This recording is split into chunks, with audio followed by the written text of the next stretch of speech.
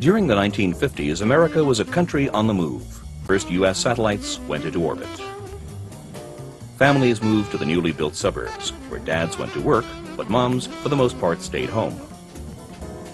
Kids drove tail-fin cars to sock hops and soda shops.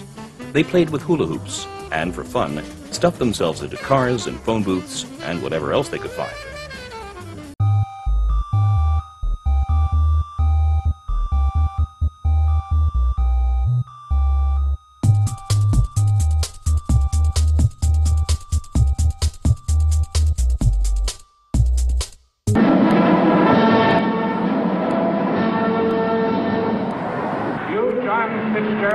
Do solemnly swear. I, John Fitzgerald Kennedy, do solemnly swear. That you will faithfully execute the office of President of the United States. That I will faithfully execute the office of President of the United States. And will, to the best of your ability. And will, to the best of my ability. Preserve, protect, and defend the Constitution of the United States. Preserve, protect, and defend the Constitution of the United States. So help you God. So help me God.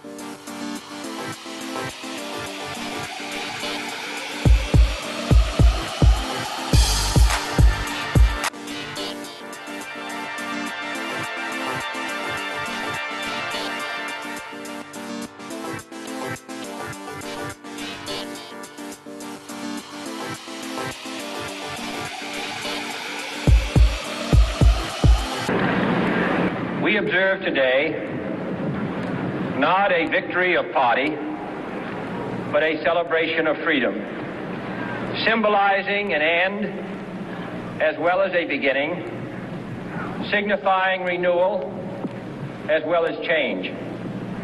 For I have sworn before you and Almighty God the same solemn oath our forebears prescribed nearly a century and 3/4 ago.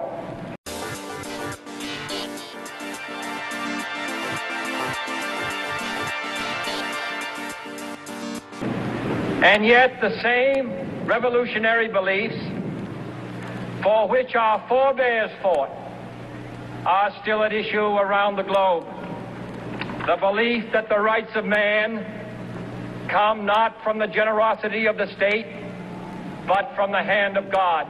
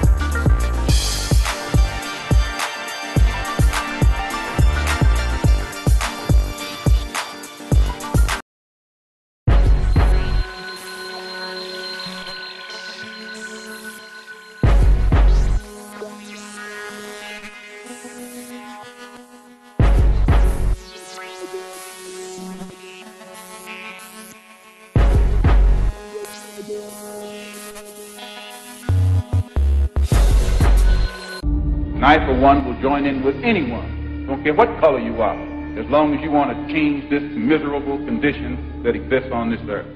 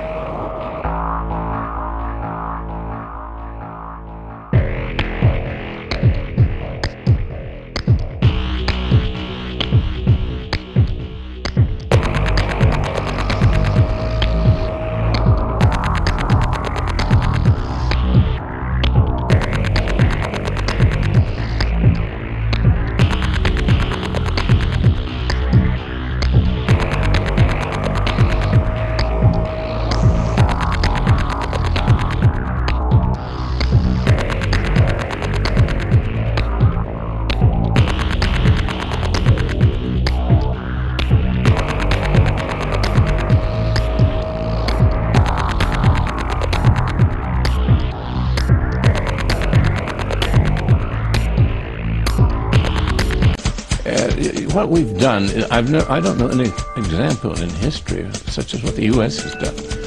Other countries evolve into empires, they get more properties, they get more wealth, they get more this, more that. And they have an orderly progression into the future. We went back. We're working in the Stone Age now.